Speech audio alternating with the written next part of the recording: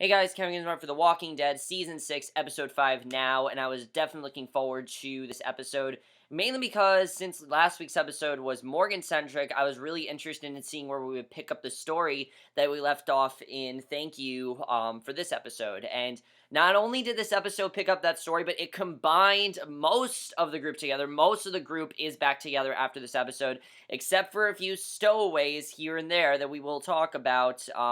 We still don't have confirmation about Glenn's death in this episode, which is interesting, but this was definitely probably one of the more dialogue-heavy episodes, but we really need it. I mean, after 3 episodes of just crazy, insane stuff happening, we kind of need an episode to, peel back the layers of some of these characters. A lot of the characters are starting to change, and there's some really big scenes this episode, but let's just get into it. Really amazing episode overall, and this continues to be a great season, really. This is probably going to end up being the best season of The Walking Dead, because every episode so far this season has been amazing, but let's get into this episode.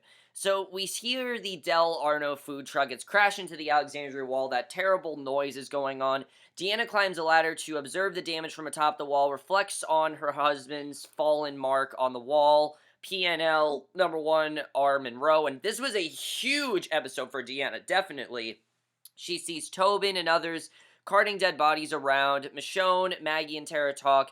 Deanna hears Rick yell and turns to see the massive horde of walkers closing in, and Michonne and Tara open the gate for Rick, who is nearly surrounded, and Deanna looks on the gate as the gate is closed, keeping the massive horde out. You know they're gonna get through eventually and probably break that gate, but yeah, so that was a great way to start the episode, just bring the two groups back together. So walkers slam into the wall, the community gathers, concerned. Rick gives a speech to the community, basically assuring them that they are safe. You know, his plan really is the way to go. They've shown that this season, that, even though Rick's plans might not sound good, they are the right way to go, because they're the best way of, you have the easiest chance of survival if you go with Rick's speech. And he's relying on everyone to be smart and patient. Daryl, Abraham, and Sasha will escort the herd away when they can. Then Nicholas and Glenn will be back. Of course, they don't know that they're dead. That's one of the things that works very well in this episode. The fact that they don't know Nicholas and Glenn are dead, and the fact that we don't know if Glenn is truly dead,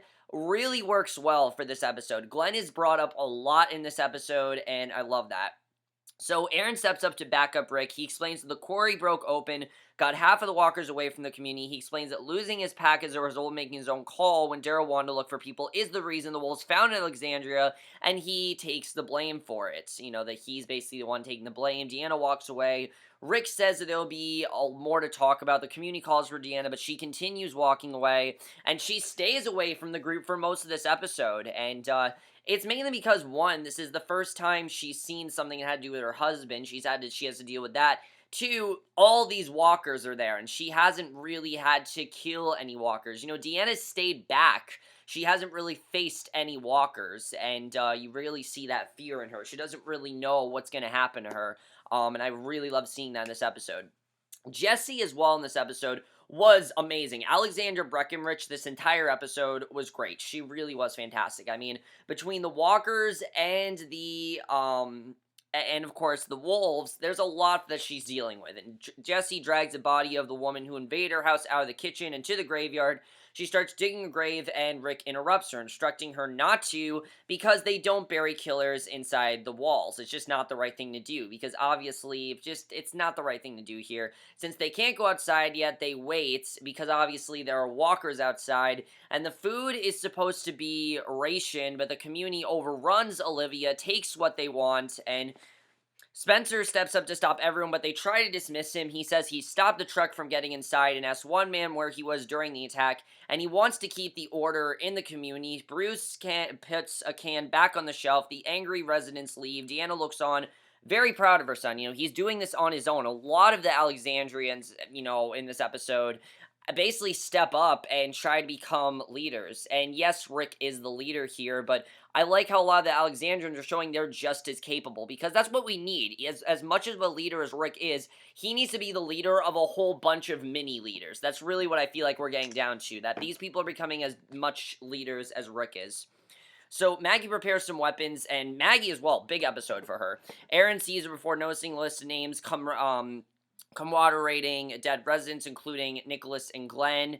And obviously, she's running off because she's thinking that, holy shit, my husband's dead and I don't even know.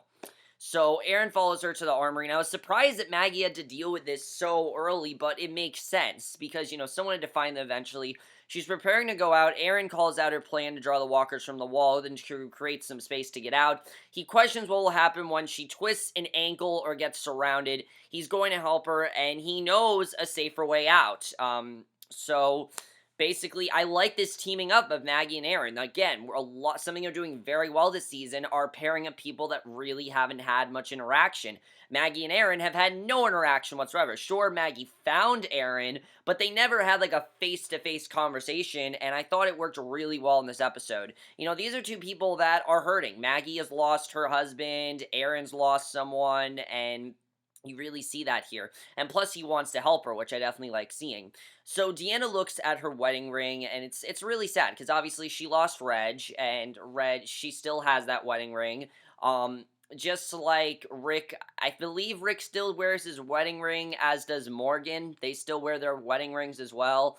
But she begins drawing a map with the different buildings and locations on it. She hears a glass break and finds Spencer, who dropped it. And the scene with Spencer was amazing. Whoever plays Spencer in this scene, holy shit, awesome stuff. He is drunk, and she questions him on whether he stole the supplies from the pantry. He says if everyone had stolen from the pantry, it would have been the end, but if just one person does, no one will notice, so why not him? He thinks that they're all going to be dead soon, that he blames her for everyone being in danger, and for the deaths of his brother and father.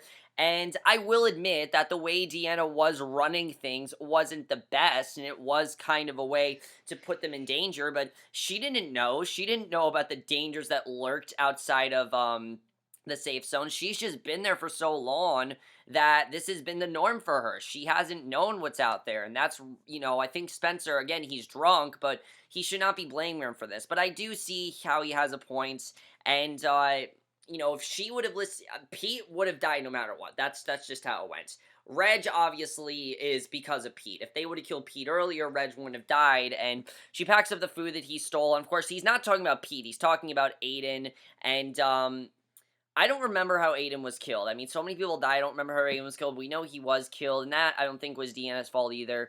Reg kind of was her fault, mainly because she listened to Gabriel, which, again, we can understand why, but at first she listened to Gabriel. Of course, she didn't after Rick, killed Pete for her like she said to. She didn't listen to Gabriel after that. Sorry, guys, I gotta fix this couch. But, she didn't listen to Gabriel after Rick killed Pete, like she told him to, but she did listen to Gabriel with that one thing, and I thought that was definitely very interesting. So Carl approaches Ron, and really interesting stuff with Carl and Ron this episode. He approaches Ron, who is playing with a knife in the ground, and he asks if he has seen Enid, but he thinks if she's outside the walls that she is dead, and Carl wants to go find Enid, because he doesn't know where she is, he doesn't know if she's safe, and obviously, she left in that note, but remember, JSS, just survive simply, that's what it said, if I remember. But Ron won't help Carl, and Ron says Enid was his girlfriend, but he's not going to let anyone go outside, and Ron is still a dick. He's just being a total dick about everything, and the two start fighting. Carl pushes Ron to the ground. Ron says he'll tell Rick if Carl goes outside the walls, and Ron, you can tell he is hurting, but at this point, you're just being a dick. Like, seriously, you need to just help out this person. I mean, I know that it's every man for himself, but if this was your girlfriend, why not go look for her? Like, seriously, that's what anyone would do. I know that Ron knows he's probably gonna die if he does that, but, Carl pushes Ron to the ground. Ron says he'll tell Rick if Carl goes outside the walls, and, just, seriously, Ron's being a dick. So Denise tends to Scott, and I felt really bad for Denise in this episode, because obviously, remember, she's not a real doctor, she's a psychologist, and she doesn't really know what she's doing, and at this point, she doesn't even know if she's gonna be able to save anyone, and I thought they really took her arc in a very good direction. I didn't really know if we are gonna get a lot with her, but we do get a lot with her in this episode. She tends to Scott, reads books to learn more, the door opens, and Tara steps inside, and Denise is very overwhelmed, and Tara's there to check on her. She wants this all to end, so she doesn't have to have all these responsibilities. Tara acknowledges the fears before leaving, and, Denise wasn't aware of how dangerous the world is and what's really going to happen, and she just doesn't want to be there. So Jessie notices something in a window and investigates. She finds a dead, reanimated Alexandria and goes inside to put the woman down, and that was just badass. Just seeing Jessie put that woman down like that was awesome. People watch from the street. She addresses them saying she used to not see the way things are, not because she could. I've wanted to see the scene for so long, as we know, we've seen this on the promos. She says she used to not see the way things are, not because she couldn't, but because she didn't want to. They have to see it, and they have to fight it, or else they're gonna die, and she's realizing that. They all need to step up and kill some walkers. They need to basically kill people no matter what happens, or practice, Kaido, like, Morgan is. Obviously, they don't know about a Kaido, though, so... By the way, guys, I forgot to say, Eastman did die last week. I don't know why I missed that, but I did. Whatever. I forgot to say that. But, so we're probably never going to see Eastman ever again because obviously he died. Morgan's, like, barely in this episode, which was fine because we had a whole episode focused on Morgan. Morgan was, like, the one character in this episode that I don't think had a lot to do. Everyone else had a lot to do, but he didn't. So, he was really the only one, which I was completely fine with. Aaron then leads Maggie to a sewer which they'll get out of the walls. Maggie wants to go alone, but Aaron won't let her. He wants to help her, and they explore the sewers. Maggie reiterates that Aaron doesn't have to go with her. They find a ladder and try to move it. They uncover a few zombies. Aaron is pinned down. I think Aaron just wants to feel accomplished here. That's really what this has to do with. He sees this walker. He's pinned down. Maggie fights one off while Aaron kills the other, frees himself to save her. She tends to Aaron's wound on his head. Tries to send him back for stitches, but he won't go back. And, he has this really bad wound here. He's probably going to end up dying, because obviously, if you have a wound from a walker, you're going to turn into a walker. And Maggie knows that, and, he doesn't want to go back. I think he knows that he's going to die, and he wants her to stay with him. So I thought there was definitely very interesting stuff there. The way that she wanted to go back for him, but he's like, no, don't go back for me, don't worry about me, was very interesting. So Denise finds something in a book which sparks an idea for saving Scott. She takes some of the pus out of his leg with a needle. Very smart. I like how she's trying to figure out what she's doing. She doesn't want to be this clueless doctor. She wants people to take her seriously. She wants to be a legit doctor, even though she's not, and she feels that she could save some people. And Rick calls for Sasha, Abraham, and Daryl from atop the wall. There's no answer. He's thinking that they're back. They're not back, though. They're somewhere else. Where they are, we don't know. Next week's episode is going to focus on them. We'll have to see what happens next week.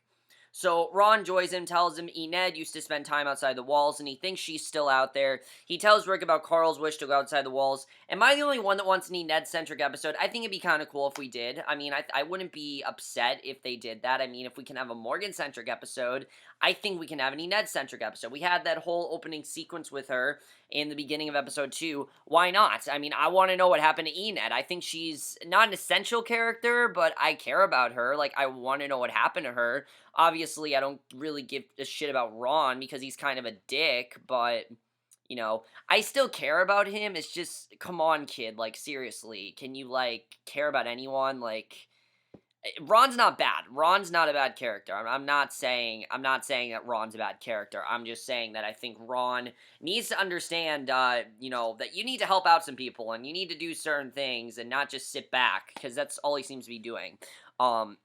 I do like how he's trying to listen to Rick right now, and basically he tells Rick about Carl's wish to go outside the walls, and Rick wants to go find Carl, so Carl doesn't go outside.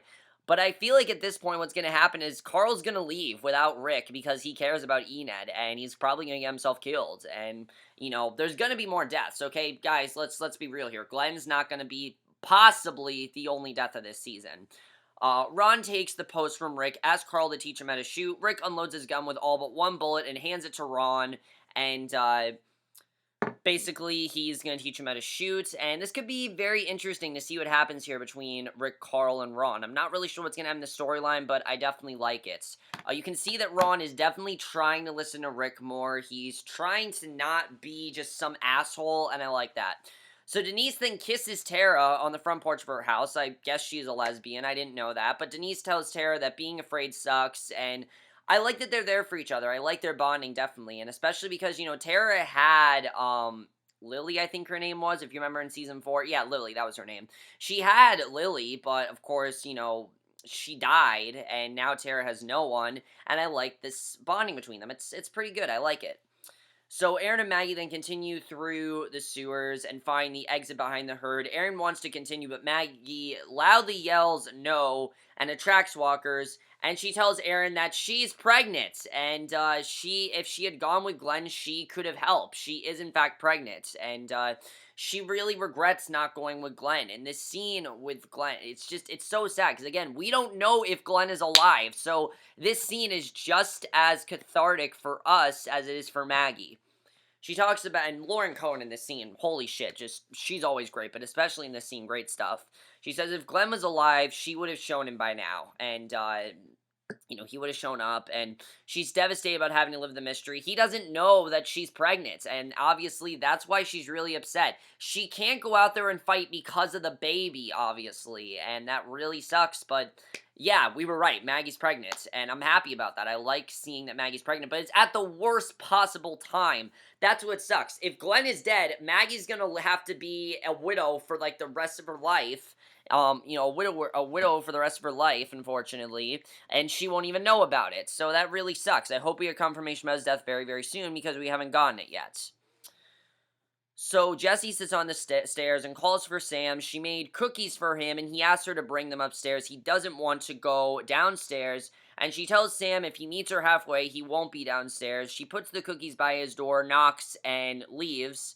And he obviously is very scared. I mean, this is a young child we're talking about. He's like, what, 7, 8? He's young, and he obviously doesn't really know what's going on. Picture the young Carl, not the annoying young Carl. I'm just saying the young Carl. Picture him in Carl's shoes. He's young, doesn't really want to go out there. I can totally understand that. And then we get our big scene with Deanna. This was great. I love this scene. It's night. Deanna hears yelling from a house. A walker closes in on her in the street. She uses shattered glass to cut the walker's chest up. Rick runs to her aid to pull it down, and that was just awesome. You're seeing Deanna step up. She's realizing I have to kill some walkers. I have to do some things I'm not proud of. She's shaken up because she's never wanted to kill a walker, and she says she wants to live and for this place to stay standing. She wants the Alexandria safe zone to remain the Alexandria safe zone, and I love seeing this from Deanna. I love that she's not just a character that is clueless. I like that she's understanding what's going on. She wants to keep this community safe.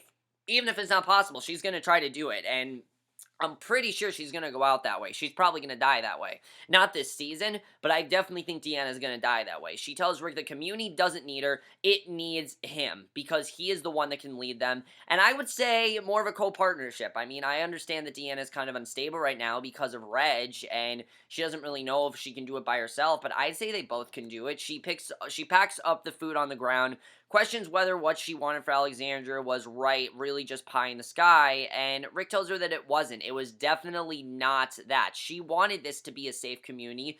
She wanted someone to be safe, and she was hoping that she could recruit people there.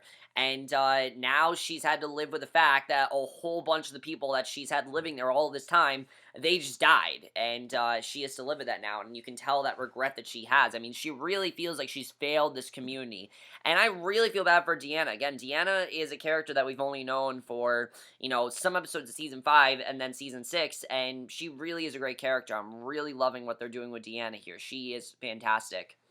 Aaron and Maggie look at the horde from atop the wall. She says she'll be right back, puts her gun down. She finds Glenn's name on the wall and erases it, not knowing if he's dead. And Aaron joins and erases Nicholas, and he tells Maggie that the name Aaron works for a boy or a girl. And interesting. If, is Maggie really going to name her child Aaron? I mean, he obviously had an impact on her life. Now, with them erasing the names, I feel like they're just saying it doesn't matter. It doesn't matter that Nicholas is dead or Glenn is dead. They need to move on. They need to move on. They need to face the future. They need to face that Maggie is going to be this mother. She's going to have a boy or, she's going to have a child, and they need to face that. And Aaron's probably going to die too, because obviously he was stabbed by a walker. He was hurt. He wasn't killed by a walker, wasn't from a walker, but he is hurt, and I think that's interesting. Will she actually name her child Aaron? I'm not really sure. We'll have to see. Kind of cheesy, but I think it worked for this scene. I definitely like that scene overall. Spencer then joins Rosita atop a post of a wall. He's there to relieve her. She tells Spencer he did good from with the truck, but he credits his work to luck, and Rosita then walks away. Spencer pulls out some chips from his jacket, eats them while watching the herd, and Spencer, I feel, is just kind of lost. He doesn't really know what to do right now. He's one of the few that hasn't really had to kill any walkers, and he really doesn't know where his place is right now. A lot of them are like that, and I like seeing that. I like seeing some of them struggle for where their place is. But of course, our biggest scene tonight was this scene between Jessie and Rick. We all saw it coming. I will say that. We all saw it coming, and I thought this was great.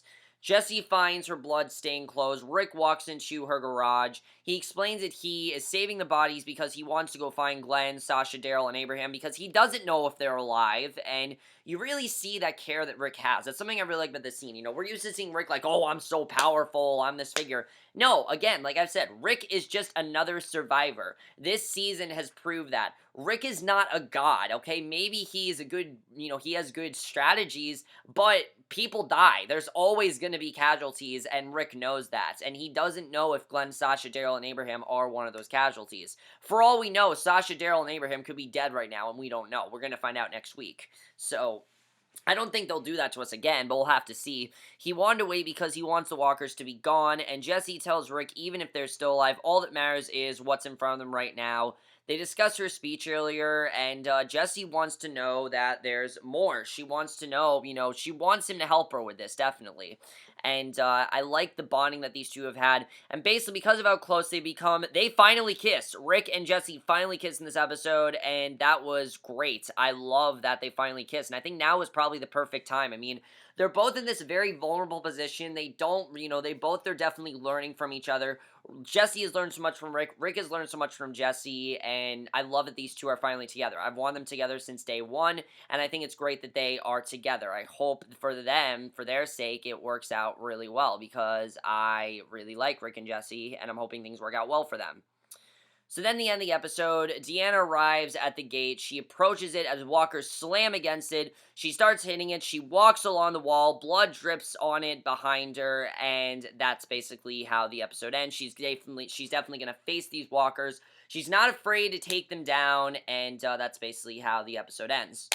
So, great episode overall, guys. Really great episode. I know it's very dialogue heavy, but really interesting stuff here. I really loved everything that they showed in this episode. Let's first talk about Deanna. Deanna, I feel, is going to get herself killed. She is, because obviously she wants to keep things safe, and she feels like she needs to kind of lash out at these walkers.